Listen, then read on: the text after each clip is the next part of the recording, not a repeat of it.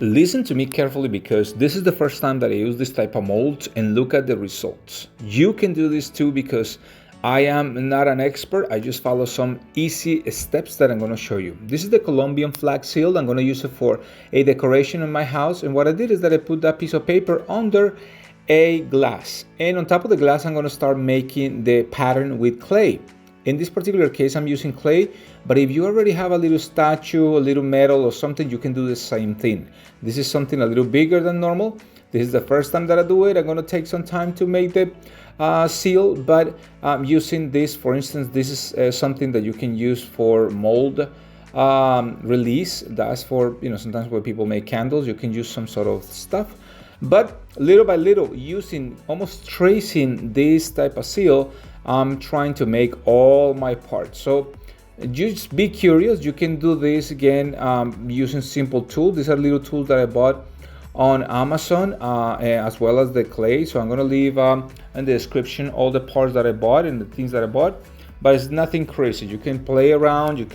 Cool thing about clay is that you can play and play and play until you find out what's the best look. And look at this thing. After a couple of hours working with this and some wine, I was drinking some wine, I got my final result. And what I did is that I cut some pieces of wood to make a frame around and use hot silicone to put it in place. Now you want to make sure that you apply a nice mold release material just like the one that you saw, so you don't have an issue later on. So it is the time for you to kind of make the corrections. With clay, you can use a small little brush, a painting brush, and just do the final corrections. Now, in this case, this will be my first try. And if I have something that I want to correct, what I'll do is I will do a second mold. But yeah, if you get just a little bit of water, you can make the corrections. You can make sure that those little cracks, don't leave it for too long because it's going to start cracking up. So you want to make sure that you use the proper time and make sure that it's nice and moist so it doesn't start breaking apart for you. So that was the first part of my job. Make sure that everything was detailed. I did a lot of work like that. And again, this is the first time. So if I can do it, you can do it as well. Now, there are going to be two different components that we're going to use. But we want to make sure that it will be covered really well. The first thing is that this 1:10 ratio of the siliconized rubber material. And this I'm going to leave it in the description. So you buy this. I bought it online and it will come to your house. So what you're going to do is you're going to have some working time. You want to make sure that in this case you use it by weight. So again, in this case, because the mold was very big, I used the entire bottles. So anyway, what you want to do is you want to mix it up really well. I spent like 4 minutes mixing it, applying obviously the mold release spray. In this case, you can use other type of mold release. You can use a little bit of oil. If you don't have that, you can put it in a spray bottle and just spray it around. Make sure that it's not gonna get stuck on the material that you're gonna make the mold out of. Now, later on, I will do something about statues. I have small little statues that you can work with. It's something that I mean, it's not a problem. You can actually do it as well. But it's really fun to work with this material. So what you wanna do is you have about 1 hour of working time with this. More than enough, but you want to make sure that everything is ready around you so you don't have to spend time organizing and securing things around. Make sure that you don't have pets that are going to walk on top of it like cats and obviously kids, because this thing is going to need about 1 day to set. So because I don't have kids around, I know that I can leave it on my table. This is an epoxy table that I made. So I know that I can clean if I have any spills or stuff like that. So make sure that you're not gonna pour this thing on top of something that is sticky and that you don't want to ruin. So make sure, they say that you just kind of apply it on the edges, but make sure that you apply the entire thing and allow it to dry for at least 24 hours. I left it for like 30 hours. What I'm doing is that I'm just kind of cutting the little bit of silicone that I put on top of this. And I'm not gonna touch the molding or the mold with the knife, but I'm gonna put a lot of pressure, and you see that it start pulling away from the piece of glass, and you can see the silicone that I use. So make sure that you're careful when you're doing this thing. Don't hurt yourself, and little by little start removing your mold. Look at this.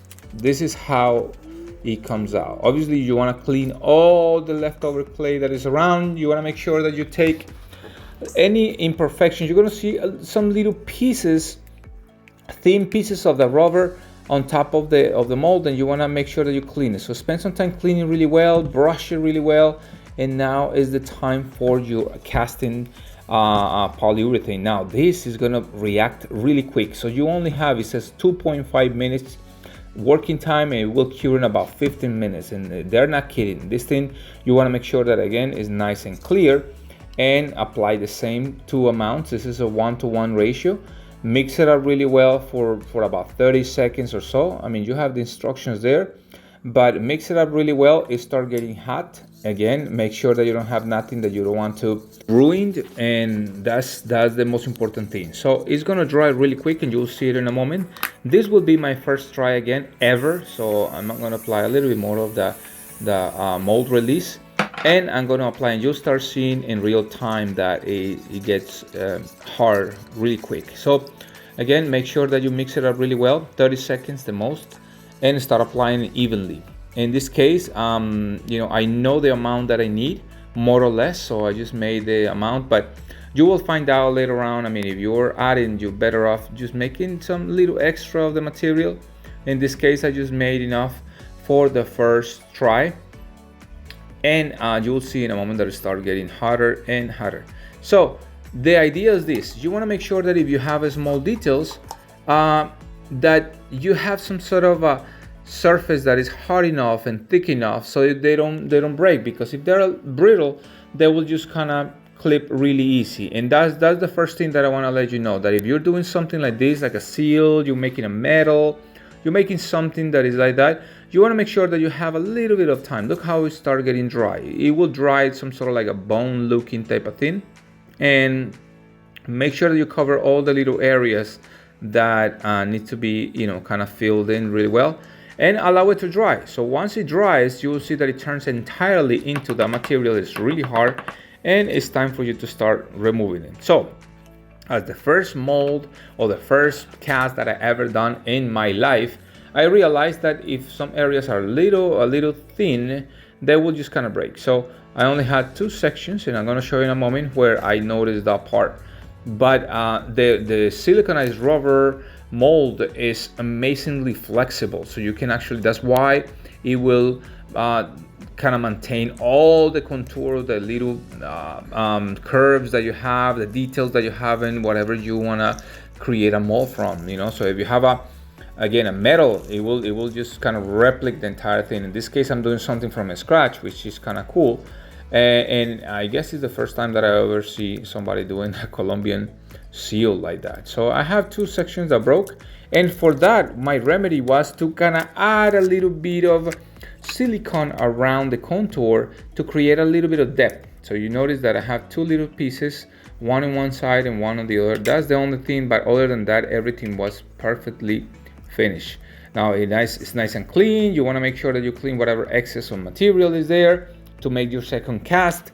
Or I mean, if from the first shot you have it done well, but look at the amount of detail that is in here, unbelievable.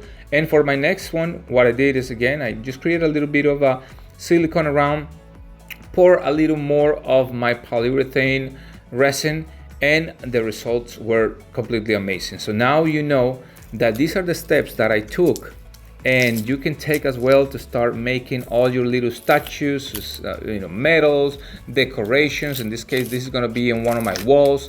It's going to be amazing. Later on, I'll show you the final result, but this is something that is really, really nice to make, really practical, easy, as you see here.